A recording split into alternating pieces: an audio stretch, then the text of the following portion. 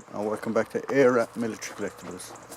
So in today's video is Armistice Weekend 2024.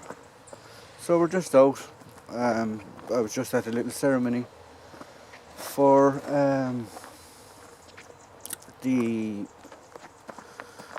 weekend, I suppose. I don't know what you call it, celebrations, remembrance,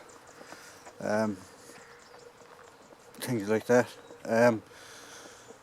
And the ceremony was on when I got there, so I didn't take out the camera and stuff and started filming. But one thing that sort of stuck in my head was the amount of associations. So I'm not actually part of a veterans association or organisation, whatever you want to call them. But it's crazy. As an Irish person who were supposedly neutral and not involved in anything, you had the UN vets.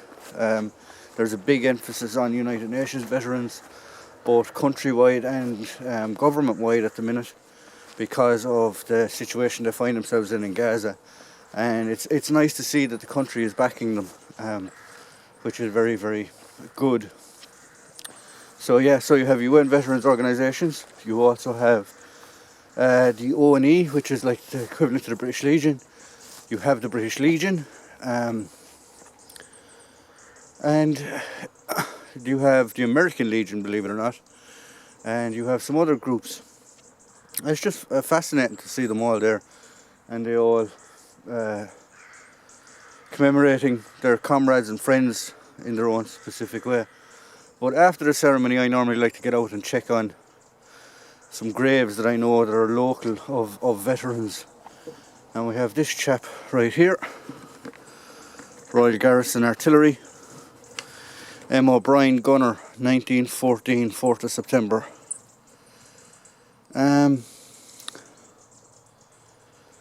And I could do research on these lads and their graves and stuff, but I don't, because I don't know, it's just, like, I like to remember them as people rather than a subject, if that makes sense. I suppose I should find out a bit more about them. But there's a few of them around that I normally, on Veterans Weekend, Armistice Weekend, it's got so many different names, just come and have a walk around and check, make sure that they're not damaged or anything. Now the OPW, which is the Office of Public Works here in Ireland, they do a fantastic job in caring for them, and they do look after them, but like, they might only get to visit them once or twice a year, and I know where a lot of them are, but funnily enough sometimes I forget where they are and I have to go rooting and looking for them. Now I know up along this way there is a Navy guy, but for the life of me I can't find his headstone, which is a bit sad, but I know it's there, so I keep rooting around and having a look for that one.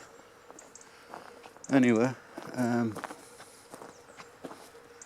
sure he's there somewhere. I just passed him by, but I will walk down this way because there's two other guys down here that I have done videos on in the past, so I'll just make sure their graves are here. One fella's from the Royal Irish Regiment and one is from the Argyll and Southern Highlanders.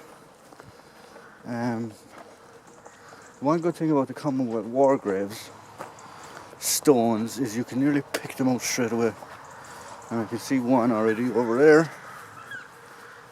and it looks in good order, so the other one should be back there. There we go. I just really walked past it. Yeah, so this one could do with a bit of a strimming. There you go. So I have done a video on this chap before, and the other chap is back here. I don't really know, should I be showing these, because I'm afraid somebody would vandalise them. You know what twats are like these days in the country.